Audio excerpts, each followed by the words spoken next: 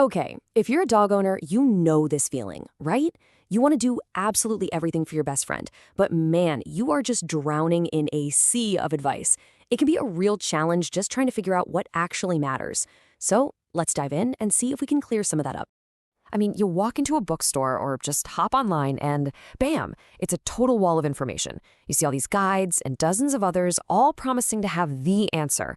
And look, it's great that there's so much info out there, but it's also, well, it's a lot. And you start to notice each one of these guides has its own special thing. One's all about training, another is obsessed with nutrition, another one gets super specific about certain breeds. Trying to navigate all this advice, which can sometimes even feel like it's conflicting, it can be genuinely stressful. So that leaves you with the big question. How do you cut through all that noise? How do you boil it all down to the things that are essential? The steps you can actually take that are going to make a real difference in your dog's life. Because let's be honest for a second, owning a dog isn't always that picture-perfect fantasy. It's messy, it's very, very real. And I think this quote from the Dog Owner's Guide just nails it. It's not just the cute tricks and frisbees, it's also the puking on the rug at 3 a.m. and other unexpected adventures. So to help with that, we've kind of done the homework for you. We've combed through all these guides, pulled out the big ideas, and synthesized everything into a simple framework. It's designed to help you focus on what's most important. 4 simple pillars for a happy dog.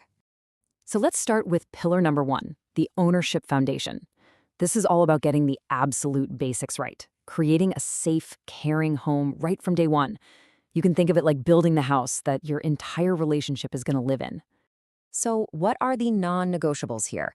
Well, the guides are pretty clear. A safe, proper collar with clear identification on it that's not just an accessory, it's a lifeline. And of course, basic things like regular grooming and bathing. They're just fundamental to a dog's comfort and health. Now here's a foundational question a lot of us face at the very beginning. Do you get a puppy or an adult dog? The guides we looked at tackle this directly, which is great. They help you really think through the different needs and commitments for each one.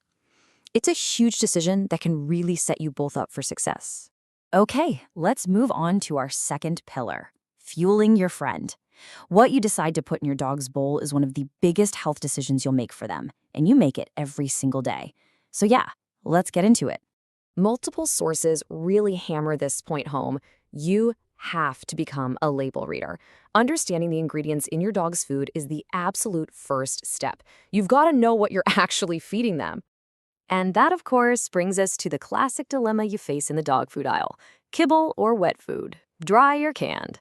There are really passionate arguments for both sides, and the guides recognize this is a key choice for every owner. And this really shows you the trade-offs. On one hand, you have dry food, kibble. It's usually more economical, it's way easier to store, and it can be good for their dental health.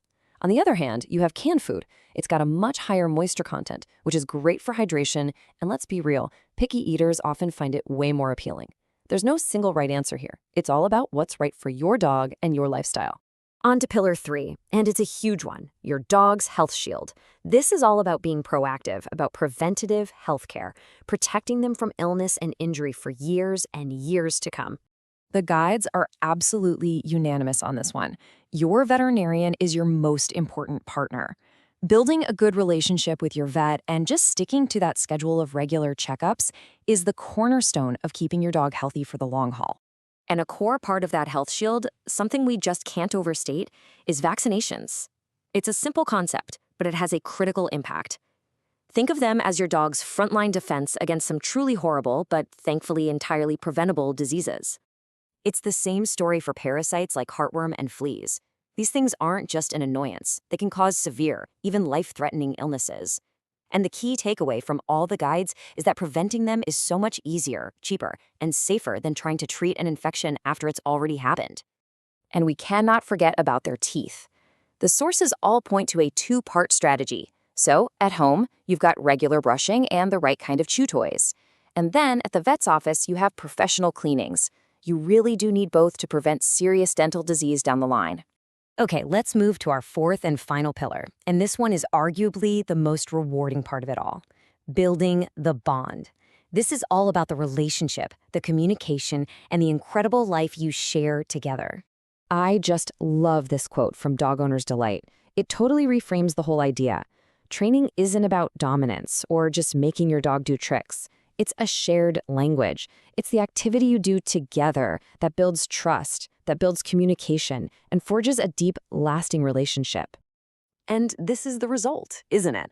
A dog that is engaged through positive training and play is just a happier, better behaved dog. And that shared activity, whether it's a formal training session or just a fun game of fetch, strengthens your connection every single time. Even the challenging stuff is part of the bond. One of the guides makes this fantastic point about barking. It's communication. It isn't just noise. So before you can manage it, you have to get curious. You have to try and understand why your dog is barking. Are they bored? Excited? Scared? That understanding is absolutely key. So there you have it. The 4 pillars. The foundation gives them a safe start, the fuel powers their body, the health shield protects them from harm, and the bond, well, the bond enriches both of your lives. It's a simple but really powerful toolkit. And that brings us to the final question, the one for you to think about after this. Looking at these 4 pillars, is there one that stands out to you right now? Which one will you focus on strengthening first to make your dog's life even better?